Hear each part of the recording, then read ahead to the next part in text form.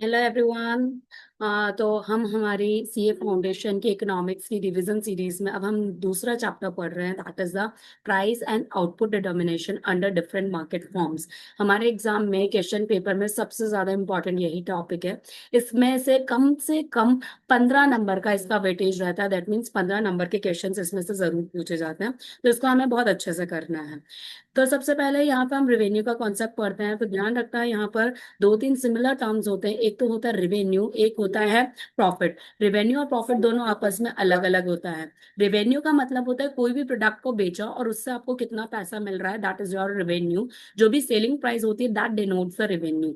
लेकिन अगर हम उसमें से कॉस्ट को माइनस कर दे तो जो रिमेनिंग अमाउंट होता है that is known as profit. तो ध्यान रखना, रेवेन्यू और प्रॉफिट ये दोनों अलग अलग टर्म्स हैं। अभी हम यहाँ रेवेन्यू की बात करते हैं तो रेवेन्यू में तीन तरीके के कॉन्सेप्ट हो सकते हैं। It can be total revenue, average revenue और मार्जिनल रेवेन्यू। टोटल रेवेन्यू का मतलब है जितनी भी यूनिट्स थी उन सबको अगर आपने बेच दिया तो आपको कितना पैसा मिला, that is known as total revenue. Average का मतलब है अगर एक यूनिट को आपने बेचा तो कितना पैसा मिला, that is known as average revenue. मतलब इसको हम प्राइस ऑफ द प्रोडक्ट भी बोल सकते हैं। Do remember, A R means price of the product. फिर मार्जिनल रेवेन्यू का मतलब होता है एक और एडिशनल यूनिट आपने बेची तो उसकी वजह से कितना एडिशनल रेवेन्यू आपको मिला, उसको हम बोलते हैं मार्जिनल रेवेन्यू। इनके फॉर्मूलाज की बात करें तो मार्जिनल रेवेन्यू के कैलकुलेट करने के हमारे पास दो फॉर्मूलाज होते हैं। One is T R N minus T R N minus one if the series is continuous series. लेकिन अगर हमारी नॉन कॉन्टिन्यूअस सीरीज है तो हमारा फॉर्मूला होता है delta T R upon delta N. TR मतलब price of the product is calculated as T R upon Q. और टीआर, अगर आपको क्वेश्चन में ए आर गिवन है तो ए आर की हेल्प से हम टी आर कैलकुलेट कर सकते हैं। कैसे? मल्टीप्लाई कर दो ए आर इंटू क्वांटिटी। और अगर क्वेश्चन में एम आर गिवन है तो टी आर को कैसे कैलकुलेट करना है? एम आर के लिए हमने माइनस किया था तो टी आर के लिए हमें प्लस करना है। That mean sigma M R is the T R. फिर उसके बाद में what is the relation between A R M R and T R. तो हम ये रिलेशन दो सिचुएशंस में पढ़ते हैं। When in the perfect competition, जब हमारे प्राइसेस कांस्टेंट रहते हैं, और दूसरा अंडर द इम्परफेक्ट कंपटीशन, जब प्राइसेस कांस्टेंट नहीं रहते हैं। अगर आपके प्राइसेस कांस्टेंट है तो उस सिचुएशन में ध्यान रखना, आप कितने भी यूनिट्स बेच दें आपके प्राइस सेम रहेंगे। और अगर आपका प्राइस सेम रहता है तो उस सिचुएशन में टी आर अगर हम कैलकुलेट करें तो टी आर हमारा सिंपली, अगर मैंने प्राइस 5 लिया तो टी आर आ रहा है मेरा 5, 10, 15, 20, 25। और जब मैंने एम आर कैलकुलेट किया तो वो भी कांस्टेंट आ रहा है। तो जब भी हमारे प्राइसेस कांस्टेंट रहते हैं उस सिचुएशन में P is equals to A R is equals to M R. P is equals to A R तो हमेशा ही होता है, लेकिन अगर प्राइसेस कांस्टेंट है तो वो एम आर के बराबर भी हो जाता है। तो what is the relation between A R and M R? If the prices are constant then P is equals to A R is equals to M R, जो हमारा कांस्टेंट रहने वाला है। तो अगर इसका ग्राफ देखें it will be a horizontal straight line. फिर अगर हम टीआर के साथ रिलेशन देखें, अगर ए आर हमारा कांस्टेंट है, एम आर हमारा कांस्टेंट है, तो टीआर जो होगा वो कॉन्टिन्यूसली इंक्रीज होगा एट द कांस्टेंट रेट। तो इसका टीआर का जो कर्व होगा that will be upward sloping straight line. तो A R and M R both are horizontal straight line and M R is constant, T R increase at a constant rate. What if the prices are not constant? अगर prices constant नहीं है तो क्या relation है, positive है या inverse? तो ध्यान रखना, अगर सेलर को ज्यादा यूनिट्स बेचनी है तो उसको प्रोडक्ट के प्राइसेस को रिड्यूस करना ही पड़ेगा। That means there is an inverse relation.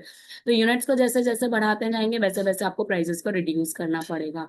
अब ए आर अगर हमको पता है तो ए आर की हेल्प से हम टी आर निकाल सकते हैं और टी आर की हेल्प से हम एम आर निकाल सकते हैं। तो यहाँ पर सबसे पहले हम रिलेशन देखते हैं टी आर और एम आर के बीच में। तो एम आर और टीआर में क्या रिलेशन देख रहे हैं? एमआर हमारा फॉल हो रहा है, फॉल हो रहा है, फॉल होके ये जीरो भी पहुंच रहा है और ये नेगेटिव भी हो रहा है। टीआर हमारा कॉन्टिन्यूसली राइज हो रहा है, राइज हो रहा है, यहाँ पर आके ये कांस्टेंट हो गया और फिर ये फॉल होने लग गया। तो पहली बात, टीआर आपका इंक्रीज होता है, फॉल भी होता है, लेकिन फॉल होके कभी जीरो नहीं पहुंचता और नेगेटिव नहीं पहुंचता। एमआर आपका फॉल होके जीरो भी पहुंचता है और आपका नेगेटिव भी पहुंचता है। तो यहाँ पर क्या रिलेशन देखते हैं? एमआर जब हमारा फॉल होता है लेकिन ये पॉजिटिव है तो सिचुएशन में मेरा टीआर इंक्रीज होता है डिक्रीजिंग रेट से। एमआर जब हमारा जीरो होता है तो टीआर हमेशा हमारा मैक्सिमम हो जाता है और कांस्टेंट हो जाता है। और जब एमआर नेगेटिव हो जाता है देन टीआर स्टार्ट्स फॉलिंग। तो हमारा जो ग्राफ बनता है वो इस तरीके से बनता है, हमारा एमआर डाउनवर्ड स्लोपिंग बनेगा। इस पॉइंट पे MR is equals to zero हो जाता है और जब नीचे आता है तो एमआर नेगेटिव हो जाता है। जब एमआर जीरो होता है तो टीआर मैक्सिमम हो जाता है और उससे पहले टीआर हमारा इंक्रीज होता है डिक्रीजिंग रेट से और उसके बाद में टीआर फॉल होने लगता है। ये सेम रिलेशन हम T U and M U में भी सेम टू सेम यही रिलेशन पड़ता है। आगे हम बात करते हैं what is the relation between A R and M R. तो हम यहाँ देखते हैं यार हमारा फॉल हो रहा है, फॉल हो रहा है, फॉल हो रहा है, लेकिन ये जीरो नहीं हो रहा और ये नेगेटिव नहीं हो रहा।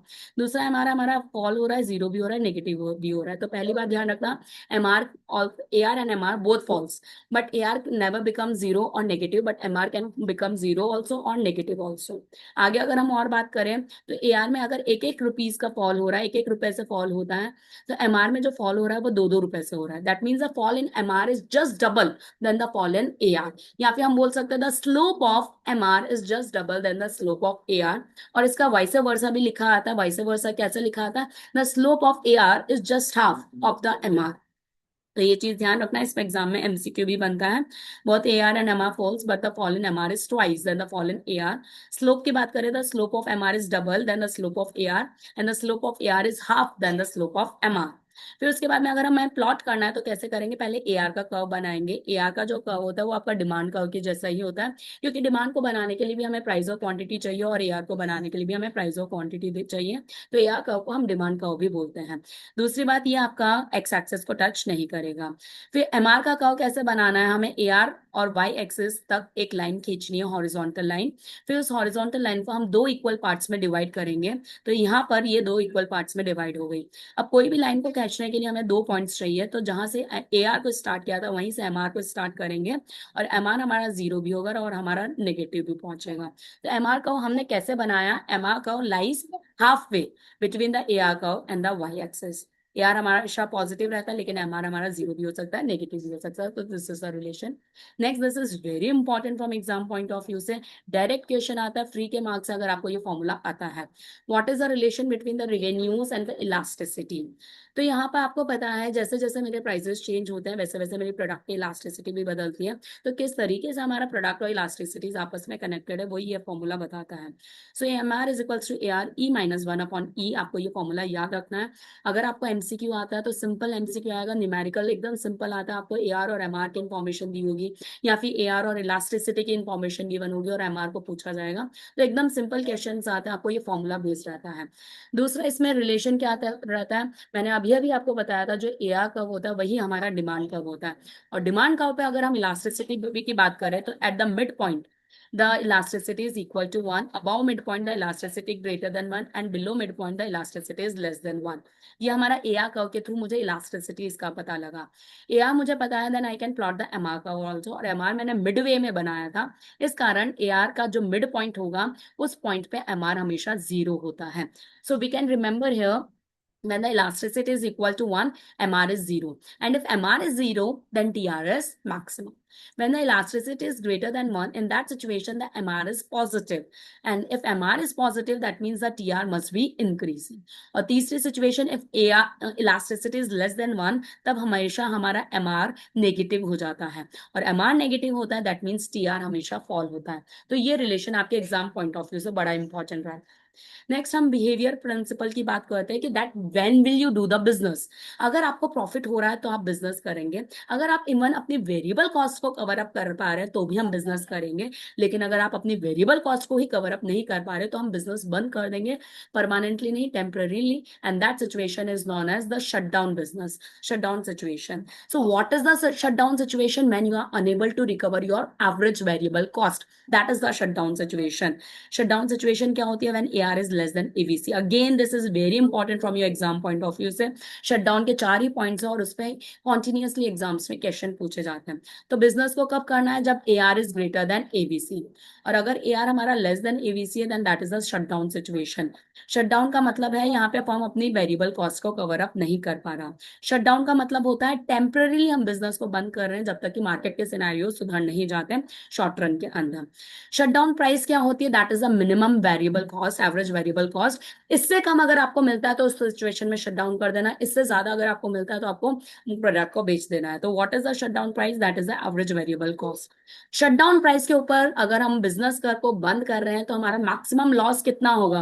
मैक्सिमम लॉस होगा हमारा फिक्स कॉस्ट। फिक्स कॉस्ट से ज्यादा हमारा लॉस नहीं होता है।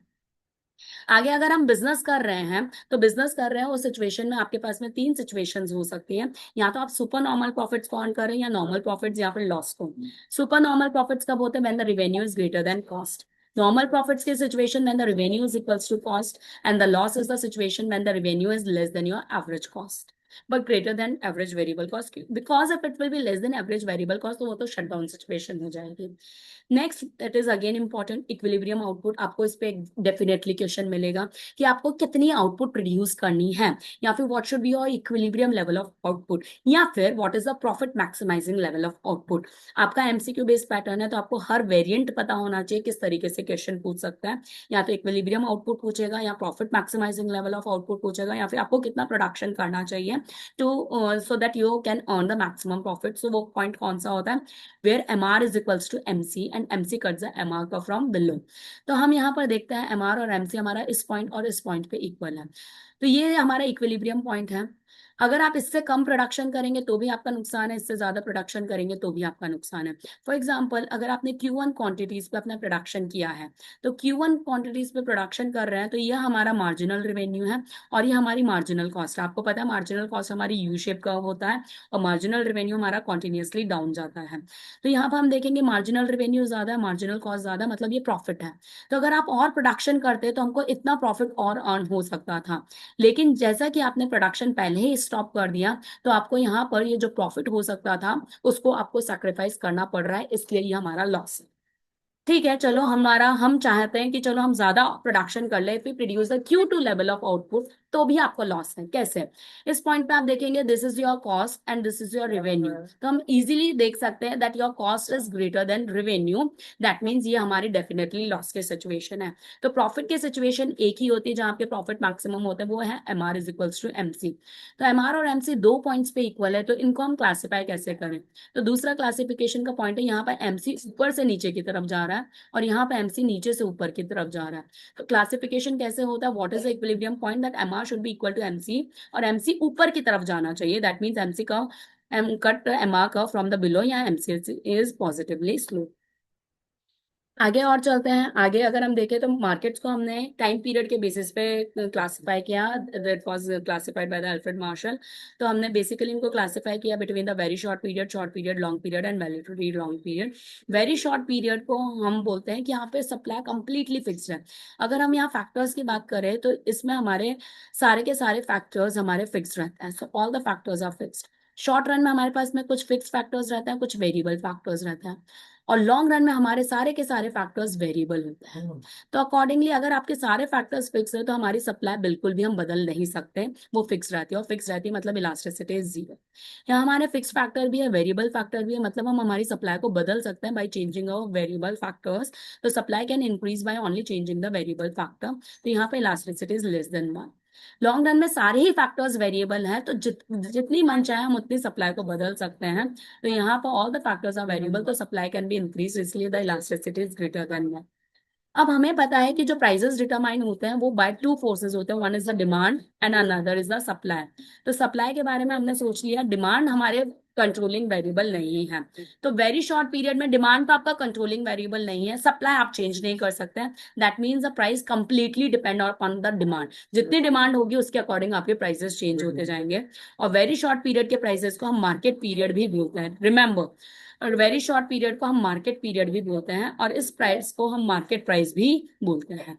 शॉर्ट पीरियड में हमारा डिमांड और सप्लाई दोनों बदलता है, लेकिन डिमांड में ज्यादा चेंजेस होते हैं। So demand is the key variant, key determinant of price determination. Long run में देखें तो हमारे सारे के सारे फैक्टर्स वेरिएबल होते हैं, दैट मीन सप्लाई हमारी चेंज हो सकती है। तो इस प्राइस को हम नॉर्मल प्राइस बोलते हैं। MCQ बनता है कौन से प्राइस को नॉर्मल प्राइस बोलते हैं, तो लॉन्ग रन के प्राइस को नॉर्मल प्राइस बोलते हैं। कौन से प्राइस को मार्केट प्राइस बोलते हैं, वेरी शॉर्ट पीरियड के प्राइस को मार्केट प्राइस बोलते हैं। और वेरी लॉन्ग पीरियड को हम सेक्युलर पीरियड भी बोलते हैं। वेरी लॉन्ग पीरियड में हमारे इकोनॉमी के सारे कैरेक्टरिस्टिक्स से बदल जाते हैं, इट इज वेरी अनप्रिडिक्टेबल कि फ्यूचर में हमारी इकोनॉमी कैसे होने वाली है। तो यहाँ पर हम ना तो डिमांड को डिटरमाइन कर सकते हैं, ना प्राइसेस को डिटरमाइन कर सकते हैं, और यहाँ सप्लाई तो हमारी इंडेफिनेटली कितनी भी बदल सकती है। तो here the elasticity is perfectly elastic, supply is perfectly elastic. अगर हम मार्केट्स को क्लासिफाई करें तो the market can be classified into two parts. ज्यादातर बच्चे क्लासिफिकेशन में चार कर आते हैं कि one perfect competition, monopoly, monopolistic, oligopoly. तो remember the classification as per competition is only two, it is a perfect and imperfect. बाकी इम्परफेक्ट कंपटीशन के फर्दर क्लासिफिकेशन होते हैं। Imperfect competition can be further classified as monopoly, monopolistic competition और oligopoly. Perfect competition में जो सबसे बड़ा feature होता है that perfect competitive firms are the price takers and they are the the output adjusters, they are the price takers and they are the output adjusters. यहाँ पे हमारे पास में बहुत सारे बायर्स होते हैं और बहुत सारे सेलर्स होते हैं कि एक इंडिविजुअल बायर और इंडिविजुअल सेलर का जो शेयर होता है वो बहुत कम होता है कि वो मार्केट के में कोई डिसीजंस को बदल नहीं सकते। जो मार्केट में डिसाइड हो गया वही होना है। यहाँ पर जो प्रोडक्ट्स होते हैं वो हमारे होमोजीनस होते हैं, मतलब सारे के सारे सेलर्स एक ही तरीके के प्रोडक्ट्स को बेच रहे हैं, एक ही तरीके के प्रोडक्ट्स को बेच रहे हैं। That means the products are perfect substitute. और जब भी प्रोडक्ट परफेक्ट सब्स्टिट्यूट होती है तो हमारी इलास्टिसिटी ऑफ डिमांड भी परफेक्टली इलास्टिक होती है। और परफेक्ट इलास्टिक होती है तो हमारा जो डिमांड कर्व बनता है that is a horizontal straight line. फिर यहाँ पर फ्री एंट्री एंड एग्जिट रहता है। फ्री एंट्री एंड एग्जिट रहता है मतलब हम लॉन्ग रन के अंदर ओनली नॉर्मल प्रॉफिट्स को ही अर्न कर सकते हैं। अगर कोई मार्केट फॉर्म में ओनली ये तीन कैरेक्टरिस्टिक्स एग्जिस्ट करते हैं तो उसको हम बोलते हैं प्योर कंपटीशन। उसको हम बोलते हैं प्योर कंपटीशन। परफेक्ट कंपटीशन में कुछ एक फीचर्स और आ जाते हैं, जैसे यहाँ पर सिंगल प्राइस रहती है। Firm is the price taker and industry is the price maker. Prices कैसे डिटरमाइन होते हैं? मार्केट के बेसिस पे, on the basis of demand and supply. Demand और सप्लाई जहां इक्वल हो जाती है वो हमारा इक्विलिब्रियम प्राइस होता है।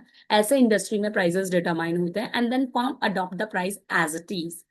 और परफेक्ट कंपटीशन में कंप्लीट इंफॉर्मेशन रहती है, कोई एक्स्ट्रा ट्रांजैक्शन कॉस्ट नहीं रहती, परफेक्ट फैक्टर मोबिलिटी रहती है। ये परफेक्ट कंपटीशन के फीचर्स हैं, याद रखने हैं, एमसीक्यू डायरेक्टली बनता है।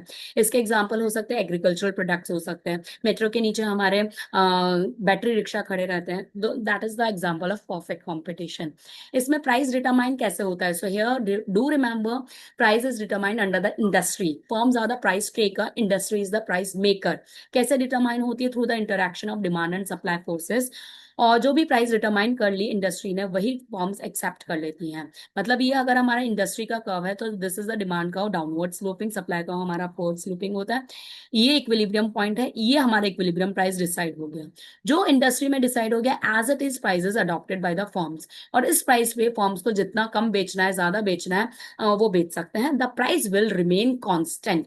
And if you remember when the price remain constant, AR and MR are equal and it gives a horizontal straight line। AR और MR हमारा इक्वल होता है और वो एक हॉरिजॉन्टल स्ट्रेट लाइन होता है। अब उसके बाद में हमको डिटरमाइन करना है कि मुझे कितना आउटपुट डिटर्मिनेशन कितना आउटपुट प्रोड्यूस करना है। तो उसके लिए मेरा फॉर्मूला होता है that MR must be equal to MC and MC cuts MR curve from below.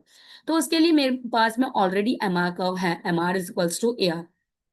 अब मुझे अगर आउटपुट डिटरमाइन करना है तो मुझे एक और कर्व बनाना है, that is the MC curve. MC हमारा यू शेप कर्व होता है। तो ये हमारी आउटपुट डिटरमाइन हो गई। आउटपुट डिटरमाइन हो गई, कैसे डिटरमाइन हो गई? जब इसको हम एक्स एक्सेस को टच करेंगे तब पता लगेगा इतनी आउटपुट मुझे बनानी है। तो मेरा पहला टास्क हो गया, मेरा प्राइस डिटर्मिनेशन हो गया, मेरा आउटपुट डिटर्मिनेशन हो गया। अब इस आउटपुट पे अब आपको देखना है कि ये जो मैंने आउटपुट मार्केट में बेची है उस आउटपुट पे मुझे प्रॉफिट हो रहा है, लॉस हो रहा है या नॉर्मल प्रॉफिट की सिचुएशन है। तो उस सिचुएशन में हम लोगों को प्रॉफिट या लॉस कैसे पता लगता है? उसके लिए मुझे AR और AC को कंपेयर करना होता है। AR एंड AC को कंपेयर करना होता है, उससे मुझे पता लगता है whether we are earning the normal profits और लॉसेस। अगर AR is greater than AC तो सुपर नॉर्मल प्रॉफिट्स होते हैं। If AR is equals to AC तो नॉर्मल प्रॉफिट होता है। And if AR is less than AC then that is the situation of loss. कैसे बनाते हैं? हम लोगों को सबसे पहले ध्यान रखना, हम लोगों को आउटपुट डिटर्मिनेशन करना है। आउटपुट डिटर्मिनेशन के लिए MR और MC कर्व चाहिए। तो सबसे पहले आपका कर्व बनता है MR कर्व। सबसे पहले हम कौन सा कर्व बनाएंगे? MR curve. तो AR और MR कर्व हमारा सीधी स्ट्रेट लाइन होता है, तो वो हमने AR और MR कर्व बना लिया। उसके बाद में सेकेंड स्टेप होगा, हमको कितना आउटपुट डिटर्म बनाना है उसके लिए MR should be equals to MC। तो MR मैंने बना लिया, नेक्स्ट हमने MC बना लिया। ये हमने MC बना लिया। MR और MC जिस पॉइंट पे इंटरसेक्ट कर रहे हैं इतना आउटपुट आपने प्रोड्यूस करना है। अब अगर ये सुपर नॉर्मल प्रॉफिट की सिचुएशन है तो AR must be greater than AC। AR curve already हमारे पास है, just you need to plot the AC curve. AC curve plot करते टाइम पे AC और MC का रिलेशन भी ध्यान रखना। AC और MC के रिलेशन में क्या ध्यान रखना? At the minimum point of AC is equals to MC। जहां पे AC का मिनिमम पॉइंट होता है AC और MC बराबर होता है, बस ये वाली बात ध्यान रखना। बाकी दोनों ही यू शेप का होते हैं। जब AC हमारा फॉल होता है AC is greater then MC, जब AC हमारा राइज होता है the MC is greater than AC। तो AC और MC के रिलेशन को ध्यान रखते हुए AC का हमें ग्राफ बनाना है। AR का ग्राफ हमारे पास ऑलरेडी है, तो AC का ग्राफ अब हमें बनाना कहाँ है?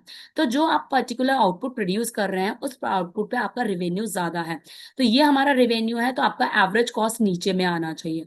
सो AC का मैंने बनाया, this is our average cost. तो इसका जो डिफरेंस हो गया ये हो गया हमारा प्रॉफिट। नेक्स्ट है नॉर्मल प्रॉफिट। अगर नॉर्मल प्रॉफिट है तो AR और AC इक्वल होगा। वही हमने इक्विलिब्रियम आउटपुट तक हमारा कर्व बना लिया AR, MR और MC की हेल्प से। AC कर्व बनाते टाइम पे इस पॉइंट पे ये मिनिमम है और इस पॉइंट पे ये AR और AC दोनों बराबर है, तो यहाँ पर नॉर्मल प्रॉफिट की सिचुएशन है। लॉस के सिचुएशन में क्या होगा, AR कर्व कम होगा, AC कर्व ऊपर होगा, एवरेज रेवेन्यू कर्व नीचे होगा, एवरेज कॉस्ट कर्व ऊपर होगा, जो भी आप आउटपुट प्रोड्यूस कर रहे हैं। तो इस आउटपुट पे एवरेज रेवेन्यू हमारी यहाँ थी, तो AC को कहाँ बनाना है, इसके ऊपर में बनाना है। So this shaded area represents the loss. फिर उसके बाद में हम इक्विलिब्रियम आगे और पढ़ते हैं। अगर हम लॉन्ग रन की बात करें तो अगर परफेक्ट कंपटीशन है तो लॉन्ग रन के अंदर perfect competitive firms only normal profits को अर्न करती है, ना तो सुपर नॉर्मल प्रॉफिट्स अर्न करेगी, ना ही लॉस। क्यों? अगर सुपर नॉर्मल प्रॉफिट्स अर्न कर रही हैं तो उस सिचुएशन में हम कुछ नए मार्केट्स, लॉन्ग रन है तो new firms will enter into the market और उसकी वजह से मार्केट में सप्लाई बढ़ जाएगी। और जब मार्केट में सप्लाई बढ़ जाती है तो प्राइसेस फॉल हो जाते हैं, और प्राइस फॉल हो जाते हैं तो हमारे प्रॉफिट्स रिड्यूस हो जाते हैं, और प्रॉफिट रिड्यूस होकर हम नॉर्मल प्रॉफिट के सिचुएशन में आ जाते हैं। दैट मीन्स लॉन्ग रन में हम सुपर नॉर्मल प्रॉफिट्स को अर्न नहीं कर सकते। अगर शॉर्ट रन में लॉस की सिचुएशन होगी तो क्या लॉन्ग रन में लॉस कंटिन्यू होंगे? तभी भी लॉन्ग रन में लॉसेस को हम कंटिन्यू नहीं करेंगे।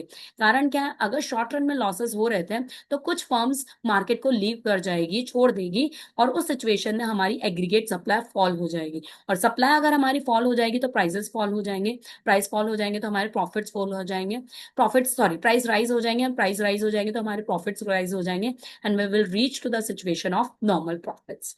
तो नॉर्मल प्रॉफिट की सिचुएशन में लॉन्ग रन में नॉर्मल प्रॉफिट होता क्या है? लॉन्ग रन में नॉर्मल प्रॉफिट का मतलब है जो भी वेरिएंट आपको पता है सब कुछ इक्वल है। P is equals to LA, R is equals to LM, R is equals to LAC is equals to LMC is equals to SSC is equals to SMC, जो भी वेरिएबल आपको पता है हर एक इक्वल है। कारण क्या है? कारण यह है, एक तो सबसे पहले हम परफेक्ट कंपटीशन पढ़ रहे हैं। परफेक्ट कंपटीशन मतलब AR is equals to MR is equals to P। Long run पढ़ रहे हैं, लॉन्ग रन का क्या कैरेक्टरिस्टिक होता है? लॉन्ग रन के अंदर हम लोग मिनिमम SSC पे प्रोडक्शन कर सकते हैं, तो SSC is equals to SMC is equals to LAC। Normal profits ही होते हैं, नॉर्मल प्रॉफिट्स ही होते हैं, इसका मतलब AR is equals to AC, AR is equals to AC। तो ये हम देखेंगे तो हम सारी चीजों को इक्वेट कर पाएंगे, और लॉन्ग रन में इक्विलिब्रियम आउटपुट हमारी सारी चीजें इक्वल हो जाएगी। डू रिमेंबर, यहाँ पर दो नए वर्ड्स आते हैं, there exist the productive efficiency and there exist the allocative efficiency. Now what do you mean by these terms? Productive efficiency का मतलब होता है यहाँ पर आप जितना भी प्रोडक्शन कर रहे हैं वो अपने ऑप्टिमम प्रोडक्शन पॉइंट पे कर रहे हैं। ऑप्टिमम प्रोडक्शन पॉइंट का मतलब होता है आपकी जो एवरेज कॉस्ट है वो मिनिमम है, एंड जब हमारी एवरेज कॉस्ट मिनिमम होती है, if you remember the relation between AC and MC, where the AC is minimum it is always equal to MC। तो प्रोडक्टिव एफिशिएंसी कब एग्जिस्ट करती है? Where MC is equals to AC। मतलब आपकी productive efficiency is that point जहां आप optimum production point पे production कर रहे हैं, मतलब आपकी कॉस्ट मिनिमम है, आपकी कॉस्ट एवरेज कॉस्ट मिनिमम है, मतलब वो MC के बराबर है। दूसरी यहाँ एफिशिएंसी एग्जिस्ट करती है वो है अलोकेटिव एफिशिएंसी। अलोकेटिव एफिशिएंसी मतलब जो आप प्रोडक्ट्स को बेच रहे हैं वो उसी प्राइस पे बेच रहे हैं जितना आपका एक्स्ट्रा कॉस्ट इनकर हो रहा है। मतलब आप जो प्रोडक्ट को बेच रहे हैं मतलब एवरेज रेवेन्यू की हम बात कर रहे हैं, वो उतना ही आप रेवेन्यू को कलेक्ट करते हैं जितना आपका एक्स्ट्रा कॉस्ट इनकर हो रहा है। एक्स्ट्रा कॉस्ट मतलब AR must be equal to MC. So do you remember the meaning of productive efficiency? That is the point where AC is equals to MC, and allocative efficiency is the point where AR is equals to MC. और आगे क्या याद रखना है? Perfect competition में long run में सारी ही सारी फर्म्स ऑप्टिमम फर्म्स होती हैं। ऑप्टिमम फर्म्स होती हैं मतलब यहाँ पर वो ऑप्टिमम प्रोडक्शन पॉइंट पे प्रोडक्शन करती है, दैट मीन्स वो मिनिमम SSC मिनिमम LAC पे प्रोडक्शन कर रही है। And if you remember the cost chapter, जहां LAC और SSC मिनिमम होता है वहां ना तो एक्सेस कैपेसिटी होती है ना ही ओवर यूटिलाइजेशन होता है। तो यहाँ पर perfect competitive firms always produce at optimum level in long run. Thus, no excess capacity exists in the long run. Do remember this point, no excess capacity exists, and such firms are known as optimum firms. तो exam में MCQ बनता है, which firms are known as the optimum firms? तो under the long run, all the perfect competitive firms are the optimum firms. अब एक और बात है इसमें परफेक्ट कंपटीशन में, अब इसमें एक और छोटा सा पॉइंट बचता है कि अगर हम सप्लाई कर्व की बात करें तो परफेक्ट कॉम्पिटिटिव फर्म्स का जो सप्लाई कर्व होता है that is the MC curve above the AVC curve. Why about the AVC curve? Because ABC curve के नीचे तो हम प्रोडक्शन करेंगे ही नहीं, वो तो हमारा शट डाउन पॉइंट होगा, और एबीसी के ऊपर में हम प्रोडक्शन करेंगे। तो MC curve above the AVC curve is the firm supply curve, do remember this thing. So that's all for this video. आगे के जो कॉम्पिटिशन है that we will continue in our next series. तो thank you so much students, bye bye, take care.